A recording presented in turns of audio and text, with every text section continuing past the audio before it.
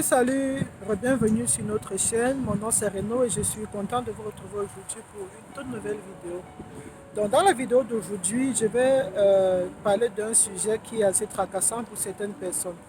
En général, les gens voient dans leur procédure d'immigration en tant que travailleur qualifié pour le Québec ou pour le fédéral, le reste du Canada, la notion de conjoint de fait. Et certains, à tort, pensent qu'ils sont des conjoints de fait avec la personne avec qui ils habitent. Mais c'est exactement quoi le conjoint de fait? Et ça, c'est même l'une des questions que l'un des abonnés a posées. Donc, si toi aussi tu as vu cette notion quelque part et tu aimerais en savoir plus, reste scotché sur la chaîne et on en parle.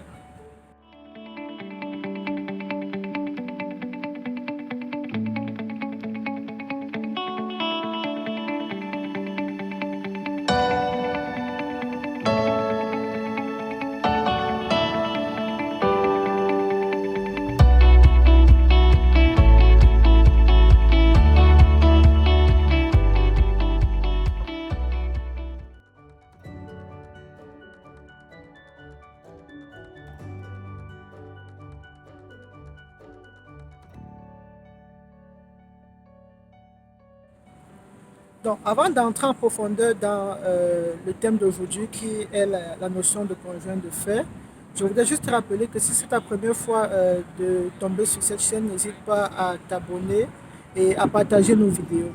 Donc, aujourd'hui, on parle de la notion de conjoint de fait et il y a des personnes qui aimeraient savoir si la relation dans laquelle peut être considérée comme une relation de conjoint de fait et est-ce qu'ils peuvent appliquer ensemble pour la procédure d'immigration pour le Canada, soit par entrée express, soit par arrivant.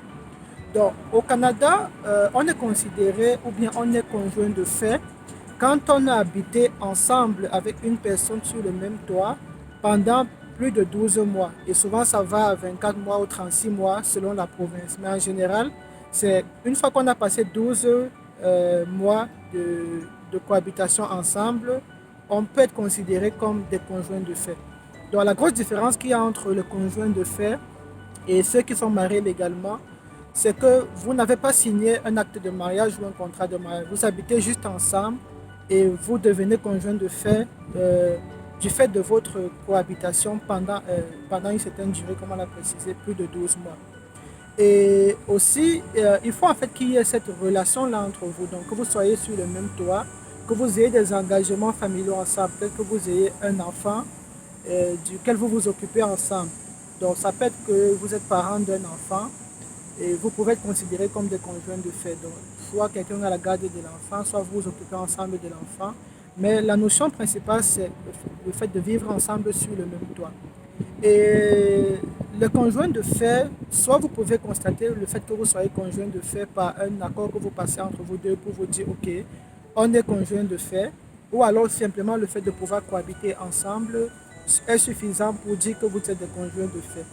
Et il y a aussi des cas où l'une des personnes peut être en déplacement, mais ça continue à être en fait votre compteur pour le, le cas légal de conjoint de fait continue à compter. Donc si par exemple quelqu'un est en déplacement dans le cadre du travail pour une courte période, on continue à considérer que vous êtes conjoint de fait. Donc ça c'était juste pour éclairer un peu la lanterne de ceux qui parfois pensent qu'ils sont conjoints de fait. Bon, c'est pas donc, juste pour donner encore plus de détails sur la notion de conjoint de fait, par exemple, est-ce que le cas de conjoint de fait est presque équivalent au cas d'un mariage légal? Effectivement, non. Quand on est dans une relation de conjoint de fait, on a moins d'engagement que quand on est dans une relation maritale. Parce que quand on est marié, si on veut se séparer, il faut passer par une procédure de divorce, ok? Et là, parler du partage des biens et tout. Mais quand on est dans une relation de conjoint de fait, en fait, on est dans une relation de conjoint de fait. Donc, on n'est que conjoint de fait, on n'est pas légalement conjoint. Ce qui fait que si on se sépare tout simplement et tout naturellement. Et par exemple, si on a, puisqu'on, dans la notion de conjoint de fait, on est supposé être sur le même toit, ça signifie que quand on se sépare, chacun va juste reprendre ce qu'il a eu à acheter en son nom. Parce que quand vous achetez, forcément, vous avez la facture de votre article. Donc chacun va juste récupérer l'article qu'il a eu à acheter en son propre nom. Et ce sera tout. Donc la séparation dans le cas de conjoint de fait est beaucoup plus facile et évidente parce qu'il n'y a pas une procédure de divorce puisqu'on n'est pas légalement marié, on n'a pas d'engagement. Ok. Donc ça, c'est ce qui fait aussi la petite différence entre, non pas la petite, la grosse différence entre ceux qui sont en conjoint de fait et ceux qui sont légalement mariés. Si par exemple tu es dans ton pays et que tu as une petite amie, comme on dit souvent, mais vous ne vivez pas ensemble, vous n'êtes pas en fait de conjoint de fait. Ok? Vous n'êtes pas de conjoint de fait. Si vous n'êtes pas légalement marié, vous n'êtes pas dans une relation. Et si vous vivez ensemble sous le même toit, il faut pouvoir le justifier parce que je pense qu'ici au Canada, c'est assez facile de le prouver. Vous avez la même adresse, vous avez vos documents administratifs, professionnels et autres que vous recevez à la même adresse. Donc, quand on est ici au Canada, je pense que ça peut être plus facile de justifier le fait qu'on soit conjoint de fait parce qu'on peut bien démontrer que on habite la même adresse. Les adresses ici sont vraiment connues. On reçoit des courriers à la même adresse. Peut-être on a des abonnements, soit de téléphone, soit d'internet ou de tout autre service qu'on reçoit à cette adresse-là. Et on a la facilité de pouvoir faire justifier qu'on vit sous le même toit. Peut-être qu'on a un enfant ensemble, etc. Donc on a quand même cette facilité-là quand on est au Canada de pouvoir, si on déclare qu'on est conjoint, de faire le démontrer avec des documents à l'appui. Mais je pense que ceux qui sont dans d'autres pays, peut-être en Europe, où c'est un peu plus organisé, c'est une notion qui peut être aussi facile à démontrer. Mais en Afrique, je pense que ça pourrait être un peu difficile de pouvoir vraiment démontrer qu'on est dans une relation de conjoint de fait. Mais si vous êtes en mesure de pouvoir réunir assez de documentation pour pouvoir prouver que vous êtes dans une relation de conjoint de fait, à ce moment-là, vous pouvez effectivement appliquer comme des conjoints de fait. Mais ce que moi je pense, c'est que si vous avez l'impression que vous n'avez pas assez d'éléments pour justifier le fait que vous soyez conjoint de fait, peut-être qu'il faut penser à légaliser votre union.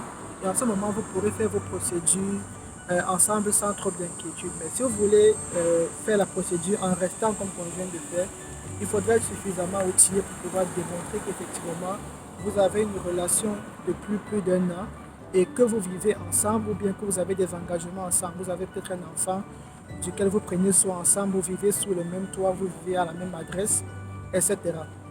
Donc, je pense qu'avec ces éléments-là, vous serez en mesure de pouvoir effectivement appliquer comme des conjoints de fait. Donc, et une autre chose qui est très importante à comprendre, c'est que la notion de conjoint de fait au Canada diffère selon la province. Donc, il est possible, par exemple, que pour la province de l'Ontario ou pour la province de Québec ou pour la province de Nouveau-Brunswick ou en Colombie-Britannique, la notion soit définie différemment. Donc, ça veut dire que si vous voulez appliquer en tant que conjoint de fait, prenez le soin d'aller sur le site de la province dans laquelle vous voulez immigrer et vérifier exactement la notion juridique de conjoint de fait pour cette province-là pour bien comprendre comment est-ce qu'eux définissent la notion de conjoint de fait et rassurez-vous que vous, dans votre situation, vous correspondez exactement à ces critères qui sont définis et que vous avez tous les éléments à votre possession pour pouvoir justifier votre union de fait. Sinon, je pense que ça pourrait être un peu difficile à un moment donné de démontrer cette relation-là et ça pourra mettre en péril votre projet d'immigration ou bien ralentir vos procédures. Donc, pour moi, mon conseil serait que, avant de prendre l'engagement de soumettre votre procédure en tant que couple conjoint de fait, prenez vraiment le soin de vérifier les conditions qui s'appliquent aux conjoints de fait dans la province où vous voulez immigrer et vérifier que vous remplissez tous ces critères-là et que vous avez tous les éléments à votre disposition pour pouvoir prouver votre union.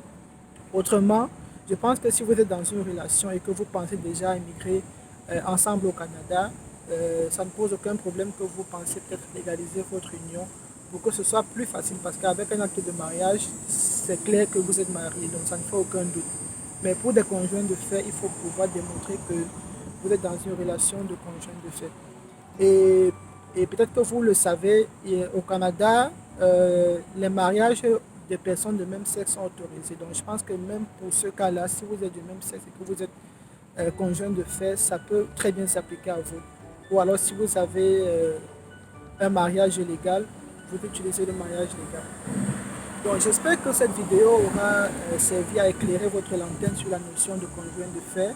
Si vous avez besoin de faire plus de recherches à ce sujet, n'hésitez pas à aller sur Internet, tapez juste conjoint de fait Canada, peut-être conjoint de fait, et vous ajoutez le nom de la province dans laquelle vous voulez immigrer. Et vous allez trouver des ressources en ligne qui expliquent en détail la notion de conjoint de fait pour cette province-là ou de façon générale au Canada. et rassurez-vous juste que vous remplissez les critères et vous pourrez appliquer en tant que conjoint de fait. Donc j'espère que vous avez aimé cette vidéo-ci. Si vous avez encore des questions, n'hésitez pas à les laisser en commentaire. N'hésitez pas à partager la vidéo, abonnez-vous à la chaîne si vous n'êtes pas encore abonné. Et on se dit à la prochaine fois pour une autre vidéo. Bye bye.